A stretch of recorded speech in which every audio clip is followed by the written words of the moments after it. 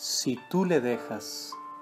Vida de Santa Maravillas de Jesús, Carmelita Descalza.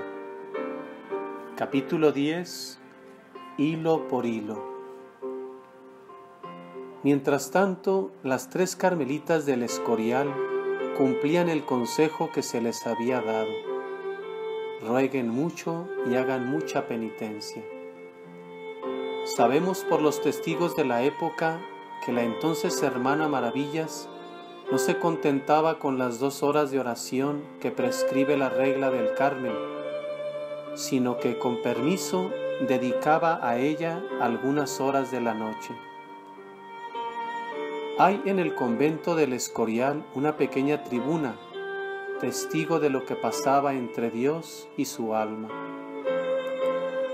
De sus penitencias de este tiempo se sabe con certeza que fueron muchas y duras. Solo la convicción de que estaba cumpliendo la voluntad de Dios sostenía a la hermana Maravillas para no abandonar una empresa que le parecía irrealizable y superior a sus fuerzas. El señor obispo de Madrid se había entusiasmado con la idea de llevar el Carmelo al Cerro de los Ángeles, pero no había podido aún dar su aprobación de manera oficial y definitiva. Estaba terminando el año 1923 y el único paso que se había dado había sido hablar con la marquesa viuda de Pidal y darle cuenta del proyecto. Esta buenísima señora, a pesar de sus años y de su delicada salud, se había ofrecido incondicionalmente para ayudar a su hija en todo. Lo que es una madre y lo que es Dios cuando se le entrega lo más querido. Renunció generosamente a ella y al hacerlo dio un alma santa a la Iglesia y a la Orden de la Virgen. El padre Torres no se había olvidado de aquellas carmelitas con las que no sabía de qué hablar, y a primeros de enero volvió a visitarlas. Esta vez las noticias no fueron muy consoladoras. Se habían presentado algunas dificultades y tropiezos que retrasaban la fundación. No se desalentaron por eso, sino que redoblaron sus oraciones y penitencias, esperando contra toda esperanza. Se encomendaban especialmente a la beata Teresita, que las ayudaba en todo de una manera extraordinaria, dejando caer sobre ellas sus gracias abundantemente. Una vez hubo necesidad de enviar una carta urgente al obispo. Era un día de invierno en que la nieve no había cesado de caer y parecía imposible que nadie pudiese llegar al torno. Teresita, yo te bendigo desde la tierra, bendíceme tú desde el cielo. Era la oración confiada. En el mismo momento llaman al torno. Era la marquesa viuda de Pidal que venía a ver a su hija. Estos milagros sencillos y caseros no solo la sacaban de apuros, sino que aumentaban su confianza en el Señor y las animaban a seguir adelante. Otros favores de más trascendencia para el logro de sus deseos les hizo por entonces la florecilla de Lisieux. Aquel año dio ejercicios espirituales a la comunidad el padre Narciso de San José, Carmelita Descalzo. El fervor y unción con que el padre les había predicado y el Espíritu de Dios que se adivinaba en él, les movió a hablarle de su proyecto. Aquel santo varón se entusiasmó con la idea, y aunque no se le ocultaban las muchas dificultades que se les presentaría, la aprobó y las animó a seguir adelante. Ocurría esto en Cuaresma de 1924, y en Pascua, según la antigua costumbre de la orden, tenía lugar el capítulo provincial. Durante 3 días la comunidad había encomendado a Dios el éxito del capítulo, es decir, que la elección de provincial recayese sobre el sujeto más digno y con más espíritu para ejercer dicho cargo. El lunes siguiente entró la madre priora en el lavadero a dar la noticia. Hermanas, tenemos provincial, el padre Narciso de San José. A la hermana Maravillas le dio un vuelco el corazón, y tampoco esta vez pudo reprimir una exclamación de alegría. Es que con esto se le quitaba en parte una gran preocupación. Se había extendido el falso rumor de que la fundación se hacía a espaldas de la orden, que iban a dejar de ser carmelitas, y esto era una cosa por la que no podía ni quería pasar. Antes que dejar de ser carmelita, renunciaría a todas las fundaciones del mundo. Ahora, con la aprobación de su padre provincial, ya tenía todo cuanto deseaba. Además, había escrito sobre esto al padre Silverio de Santa Teresa, y éste le había contestado diciendo que, por su parte, no sólo aprobaba y bendecía la fundación, sino que deseaba vivamente que su hermana, novicia en el Carmelo del Escorial, fuese una de las fundadoras. Era la hermana Josefina de Santa Teresa el prototipo de la novicia carmelita descalza. Última hija de una familia castellana que había dado 7 hijos a la Orden de la Virgen, no se quedó atrás en honrar su santo hábito. Era humildísima, un ejemplo de sumisión. Para ella no había nada como el Carmelo. Desde que puso los pies en el noviciado, tomó como modelo a la hermana Maravillas. Sus virtudes, que supo penetrar y admirar, suscitaron en ella una veneración y amor que la acompañarían toda su vida. No sabía nada la hermana Josefina de los proyectos de su connovicia, ni los sospechaba, hasta que empezó a llamarle la atención las repetidas veces que la hermana Maravillas, en los días en que podían hablar, le decía: pida por una intención de mucha gloria de Dios. Al fin, un día ésta le preguntó: si se hiciera una fundación en el Cerro de los Ángeles, ¿querría ir? Sin dudar un momento contestó que iría entusiasmada. La hermana Maravillas, con cierto disimulo, le dijo que había que consultarlo con su hermano, el padre Silverio de Santa Teresa, y esto tampoco le preocupó nada. De su hermano estaba ella segura. Si la había mandado entrar en el Escorial porque allí está Maravillas, ¿cómo iba a querer ahora que se separasen? La hermana Maravillas le hacía algunas veces durante el recreo preguntas como esta: ¿le gusta viajar? ¿Se marea en coche? Con esto comprendía que seguían pensando en ella y se quedaba tranquila.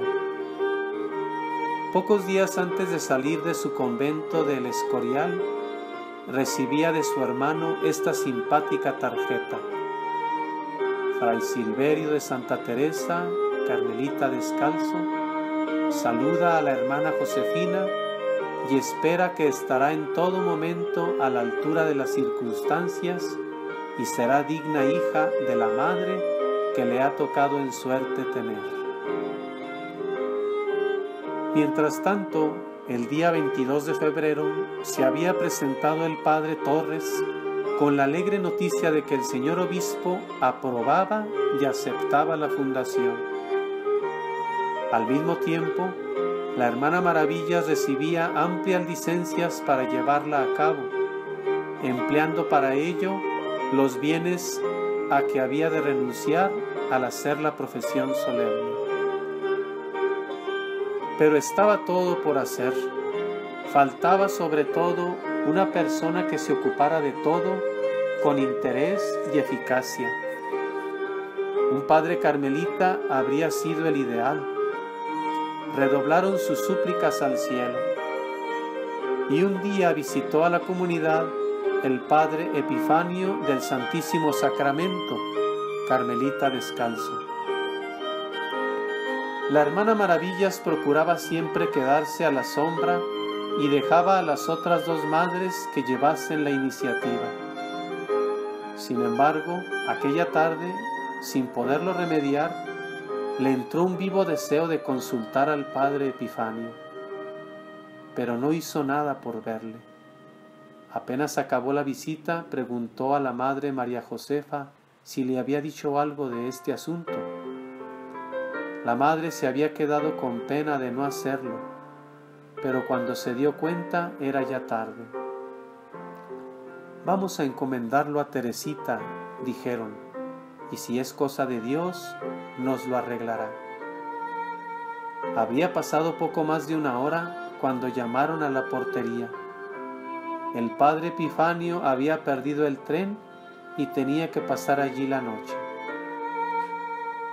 Pidió entonces permiso a la madre María Josefa para hablar con él y le dio cuenta de sus proyectos.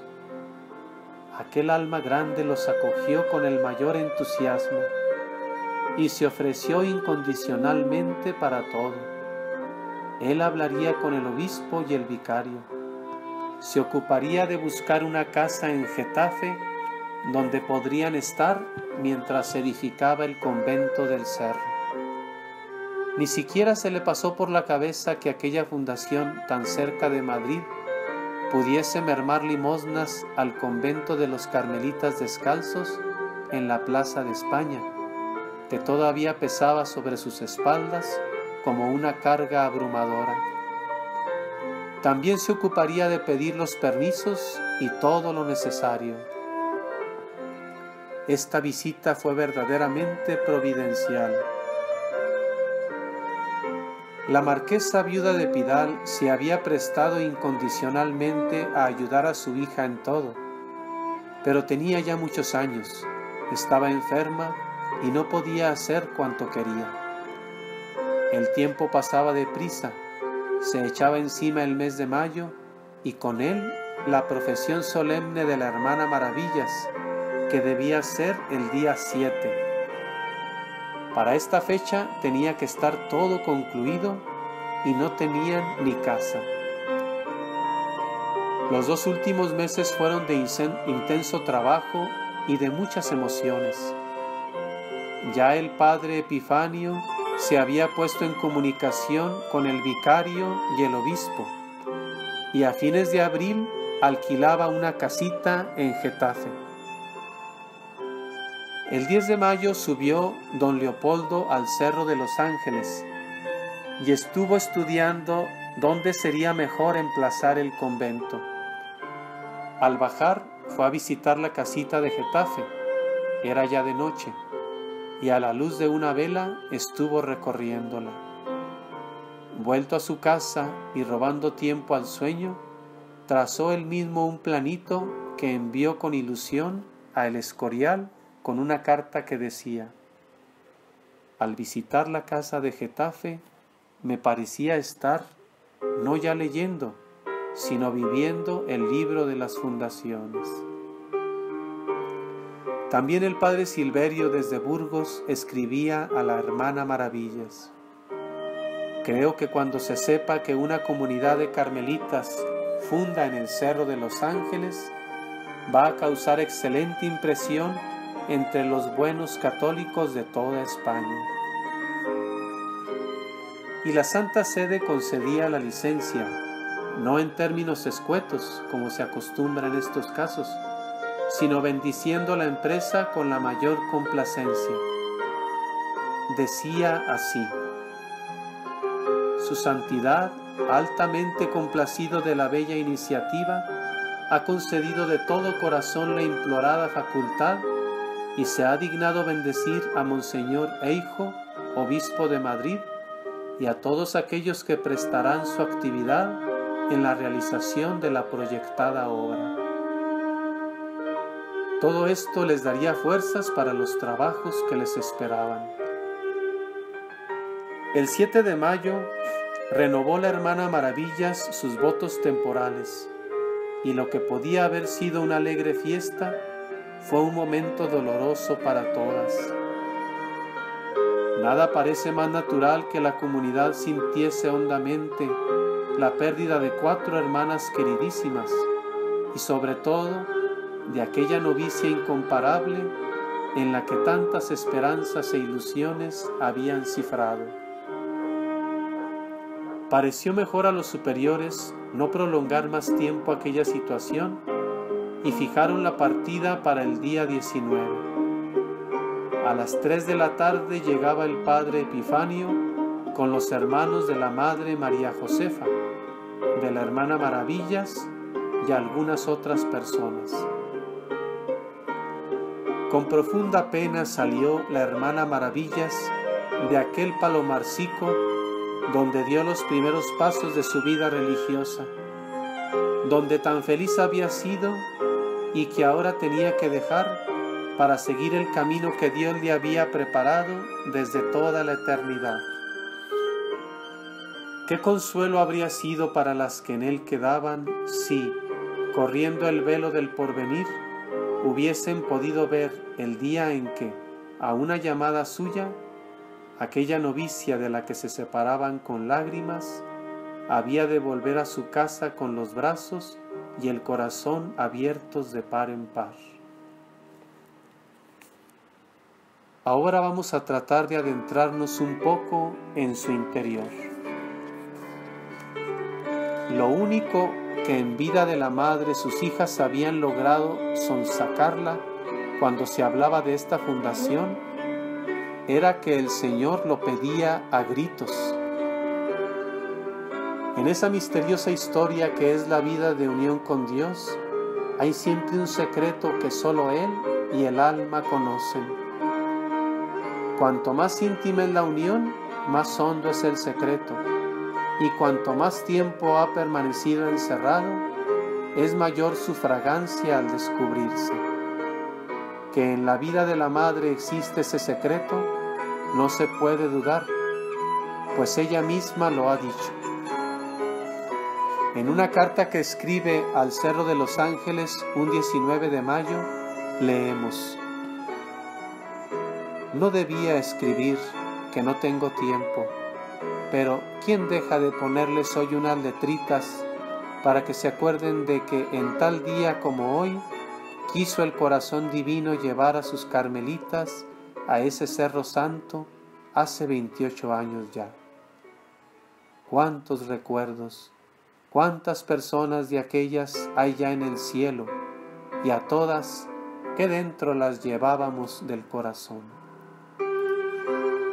Después, como si temiera expansionarse demasiado o que se le escapara algo que debe permanecer oculto, añade disimulando con gracia: bueno, mejor que me calle, mi secreto para mí. Algunos rayos de luz iluminan estas sombras. El primero y principal es una relación escrita por la hermana Rosario de Jesús sobre los orígenes de la fundación del cerro. ¿Cuándo se escribió esta relación? Pensamos que la madre María Josefa del Corazón de Jesús, que presidió la comunidad del cerro como priora durante 2 años, pudo mandar o dejar a la hermana Rosario que escribiese todo lo sucedido en esta fundación. 2 años después, siendo ya priora la Madre Maravillas, el padre Silverio le manifestaba su deseo de que quede todo consignado y le escribe: no dejen de escribir para el archivo del convento una relación extensa y detallada. ¿Cómo y cuándo se encontró esta relación? 4 meses después de la muerte de la Madre Maravillas, buscando las monjas del cerro en el archivo unos papeles, tropiezan con una carpeta que no conocían, y al abrirla ven que es una relación de la fundación del convento del Cerro, con cartas de personas que intervinieron en ella: señor obispo de Madrid, señor vicario, padre Silverio de Santa Teresa, Carmelita Descalzo, padre Mateo Crowley de los Sagrados Corazones, padre López, jesuita, padre Juan Tomás, Carmelita Descalzo. Lo que no comprenden es cómo ha podido aparecer esto allí, porque después de la guerra quedaban del convento solamente las 4 paredes, habiendo desaparecido por tanto el archivo en su totalidad. La única explicación aceptable es que, entre las cosas que la Madre Maravillas mandó a personas amigas ante los peligros que se preveían, enviase también esta carpeta que nadie conocía más que ella. O quizá que entre las cosas que sacaron del cerro los milicianos y llevaron a Getafe, repartidas entre las religiosas ursulinas, nazarenas y 2 guardamuebles, fuera de casualidad esa carpeta. Ninguna de las monjas de ese tiempo tenían noticia de dicha relación. En algunas hojas se ven varios trozos recortados con tijera. Las 2 primeras páginas tienen tachaduras, pero se lee perfectamente lo que sigue. Por junio del año 1923, el Sagrado Corazón de Jesús inspiró a una religiosa, la hermana Maravillas de Jesús, Carmelita Descalza en el convento del Escorial, la idea de fundar un convento en el Cerro de los Ángeles, con el fin de acompañar al Corazón Divino en su soledad y de pedir e inmolarse por la salvación de las almas, especialmente por la salvación de nuestra España querida. El día 6 de septiembre del mismo año, el Corazón Divino inspiró a otra religiosa cómo desearía que para prepararse a la renovación de votos el 14 de septiembre, se retirase en espíritu al Cerro de los Ángeles y que allí acompañase a su corazón, tan solo y abandonado, y al mismo tiempo le dio a entender cómo quería que en este retiro la acompañase la hermana Maravillas y que se lo dijese. El día 12 del mismo mes, Jesús se manifestó de nuevo a esa religiosa y después de una suave reprensión porque se había distraído, le reveló cómo desearía que en el Cerro de los Ángeles le edificasen un monasterio de nuestra orden. Y le dijo, entre otras cosas: porque quiero que tú y esa otra religiosa os inmoléis continuamente por la gloria de mi divino corazón. Dentro de esta relación se encuentra también un papel con el sello de la comunidad del Escorial, en el que se lee: el cerro se representó. Aquí quiero que tú y esas otras almas escogidas de mi corazón me hagáis una casa en que tenga mis delicias.